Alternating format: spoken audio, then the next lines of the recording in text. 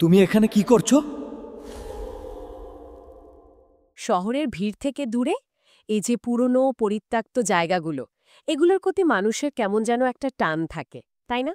ঠিক, একটা রহস্যময় আকর্ষণ কাজ করে। আমাদের কাছে আসা কিছু তথ্যের মধ্যে সেরকমই একটা অভিজ্ঞতার কথা আছে। নাম দেওয়া যেতে পারে শুনশান স্কুলের অলৌকিক হাসি। ইন্টারেস্টিং নাম। হ্যাঁ, দুই বন্ধুর গল্প। রাতের বেলা একটা পুরনো একদম পরিত্যক্ত স্কুলে ঢোকার ঘটনা। সাথে আমরা কিছু গবেষণা আর মনস্তাত্ত্বিক লেখালেখিও দেখেছি। যা এই ধরনের অনুভূতি বা অভিজ্ঞতা ব্যাখ্যা করতে সাহায্য করে। একদম। তো আজ আমরা চেষ্টা করব এই সব সূত্র মিলিয়ে দেখতে যে এই হাড় হিম করা অভিজ্ঞতার পেছনে আসলে কি থাকতে পারে। হ্যাঁ, কারণ এই ধরনের নির্জন অন্ধকার পরিবেশের কিন্তু একটা মনস্তাত্ত্বিক প্রভাব আছে। মানে গবেষণাগুলোও তাই বলছে। কিরকম প্রভাব? যখন চারপাশ একেবারে চুপচাপ থাকে বা ধরুন পরিচিত পরিবেশ থেকে একদম আলাদা, তখন আমাদের ইন্দ্রিয়গুলো মানে সেন্সগুলো অনেক বেশি সজাগ হয়ে যায়। আচ্ছা। তখন খুব সাধারণ একটা শব্দ বা দৃশ্য অন্যরকম মনে হতে পারে।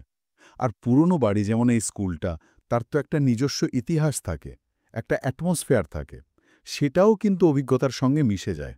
বর্ণনায় যা পাচ্ছি, স্কুল ভবনটার ভেতরে ঢোকার পর মনে হচ্ছিল যেন সময় একদম থেমে আছে। হুম। ভাঙা দেওয়াল, জানালায় কাচ নেই, ভেতরে কেন ঝোপঝাড় গজিয়ে গেছে, আর একটা ভ্যাপসা গন্ধ। কিসের গন্ধ? মানে পুরনো কাগজ, ভেজা কাঠ, হয়তোবা ছাতা পড়ার গন্ধ, সব মেশানো। ক্লাসরুমে দেখলাম বেঞ্চগুলো উল্টে আছে, ব্ল্যাকবোর্ডটায় ধুলোর আস্তরণ। মনে হচ্ছিল যেন কেউ হঠাৎ করে ছেড়ে চলে গেছে সব। এই পরিবেশটাই তো অভিজ্ঞতার প্রথম ধাপ, তাই না? একদম। পরিবেশটা খুব গুরুত্বপূর্ণ। দেখুন, এই মনস্তত্ত্ব নিয়ে যা বলছিলাম, কিছু লেখায় আছে যে এই রকম পরিবেশে আমাদের মস্তিষ্ক পরিচিত তথ্যের অভাবে খালি জায়গাগুলো নিজে থেকেই পূরণ করার চেষ্টা করে। নিজে থেকে পূরণ করে? মানে? মানে ধরুন, এটাকে এক্সপেকটেশন বায়াস বলা যেতে পারে। যদি কেউ মনে মনে একটা ভুতুড়ে অভিজ্ঞতার আশা বা ভয় নিয়ে ঢোকে, তার মস্তিষ্ক কিন্তু সেদিকেই ইঙ্গিত খুঁজবে অবচেতনভাবে। ও আচ্ছা, আচ্ছা। ঘটনার বিবরণে আছে দুই বন্ধু একসময় আলাদা হয়ে যায়।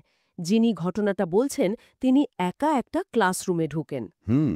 আর সেখানে ছবি তোলার সময় উনি প্রথমবার একটা বাচ্চার হাসির মতো খুব নিচু গলার আওয়াজ শুনতে পান। প্রথমবার? হ্যাঁ, প্রথমে ভাবলেন হয়তো শোনার ভুল, কিন্তু একটু পরেই আবার সেই আওয়াজটা, এবার যেন আরও স্পষ্ট, আরও কাছ থেকে। এখানেই কিন্তু মনস্তত্ত্বের একটা দিক চলে আসে। মানে এই অডিটরি হ্যালোসিনেশন বা শ্রুতি ভ্রমের ব্যাপারটা। শ্রুতিভ্রম? হ্যাঁ, খুব বেশি মানসিক চাপ বা ভয়ের মধ্যে থাকলে এটা হওয়া সম্ভব। মস্তিষ্ক এমন শব্দ তৈরি করতে বা শুনতে পারে যার হয়তো কোনো বাস্তব উৎস নেই। অথবা এটাও হতে পারে যে পুরনো বাড়ির কোনো স্বাভাবিক আওয়াজ, ধরুন বাতাসের শব্দ বা কাঠামো নড়ার আওয়াজ, সেটাকেই মস্তিষ্ক ভুলভাবে ইন্টারপ্রেট করছে। আচ্ছা, এরপর উনি নাকি করিডোরের একটা দরজার ফাঁক দিয়ে আলো বা ছায়ার মতো কিছু একটা নড়তে দেখেন। বন্ধুকে তন্ময়কে ডেকেও সাড়া পাননি। তখন বেশ ভয় পেয়ে যান, শরীরে ঠান্ডা স্রোত বয়ে যাওয়ার মতো অনুভূতি হয়। Classic fear response. শরীর ভয় পেলে এভাবেই প্রতিক্রিয়া করে। উনি সাহস করে এগিয়ে যান দরজার দিকে। ভেতরে দেখেন ঘুটঘুটে অন্ধকার। আর ঠিক সেই সময় মনে হয় পেছনে কেউ নিঃশ্বাস ফেলছে। এই রে! আর সাথে সাথেই হাতের টর্চটা নিভে যায়। আর একদম কানের কাছে কেউ যেন ফিসফিস করে বলে, তুমি এখানে কি করছো? উফ! এটা কিন্তু বেশ জটিল একটা মুহূর্ত। মানে দেখুন, একই সাথে প্লুরিয়াল সেন্সেস কাজ করছে।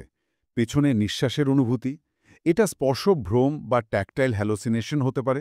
চরম ভয়ে এটা হয়। হুম। টর্চ নিভে যাওয়াটা কাকতালীয় হতে পারে। হয়তো ব্যাটারি শেষ বা অন্য কোনো যান্ত্রিক ত্রুটি। কিন্তু ওই পরিস্থিতিতে সেটাকেও তো অতিপ্রাকৃত মনে হবে। অবশ্যই। আর ওই ফিসফিসানির শব্দটা, সেটা কি সত্যি কেউ বলেছে? নাকি এটা ওই শ্রুতিভ্রমের অংশ? বলা মুশকিল। এই সময় বাস্তব আর কল্পনার মাঝখানে লাইনটা খুব ঝাপসা হয়ে যায়। তারপর? তারপর কি হলো? বর্ণনাকারী বলছেন, তিনি প্রচণ্ড ভয় পেয়ে যান। কোনো মতে টর্চটা আবার জ্বালিয়ে পেছনে তাকিয়ে দেখেন কেউ নেই। তারপর এক দৌড়ে বাইরে। স্বাভাবিক প্রতিক্রিয়া? বাইরে এসে বন্ধু তন্ময়ের সাথে দেখা। কিন্তু মজার ব্যাপার হলো, তন্ময়ের অভিজ্ঞতা আবার অন্যরকম। কিরকম? তন্ময় নাকি একটা বাচ্চার মতো ছায়া দেখেছিল, যার পা দুটো মাটি থেকে একটু উপরে ছিল। বলেন কি, একজনের শোনা আরেকজনের দেখা, এটা কিন্তু ইন্টারেস্টিং। হ্যাঁ, দুজন একই জায়গায় অথচ অভিজ্ঞতা ভিন্ন। দেখুন, এটাকে সমাজতাত্ত্বিক বা মনস্তাত্ত্বিক দিক থেকে দেখলে অনেক সময় শেয়ার ডেলুশন বা যৌথ ভ্রান্তির মতো ব্যাপার হয়। মানে পরিবেশ আর একে অপরের ভয় দেখে প্রভাবিত হওয়া। হতে পারে। অথবা এটা হয়তো একেবারেই কাকতায়ীয়, দুজন মানুষ ওই পরিবেশ থেকে দুটো ভিন্ন সিগন্যাল পেয়েছে আর নিজেদের ভয় বা বিশ্বাস অনুযায়ী ব্যাখ্যা করেছে। আমাদের হাতে থাকা তথ্যগুলো কোনো সম্ভাবনাকেই পুরোপুরি উড়িয়ে দেয় না। তারা তো তারপর আর এক মুহূর্ত দাঁড়ায়নি, সোজা সেখান থেকে চলে আসে। কিন্তু যিনি ঘটনাটা লিখেছেন, তার মনে ওই রাতের অভিজ্ঞতাটা, বিশেষ করে ওই প্রশ্নটা, তুমি এখানে কি করছো, খুব গভীরভাবে গেঁথে আছে। ট্রমাটিক মেমোরি অনেক সময় এমনই হয়। উনি আজও ঠিক নিশ্চিত নন ওটা কি সত্যি ছিল নাকি পুরোটাই মনের ভুল। এই দ্বিধাটা কিন্তু অনেকের অভিজ্ঞতার পরেই থেকে যায়। ঠিক। আর এখানেই আমরা আলোচনার মূল জায়গায় চলে আসি। এই যে পরিত্যক্ত জায়গা, মানুষের মন আর মুখে মুখে ফেরা গল্প, এই সব কিছুর মিশ্রণে কিন্তু এই অভিজ্ঞতাগুলো তৈরি হয়। হুম।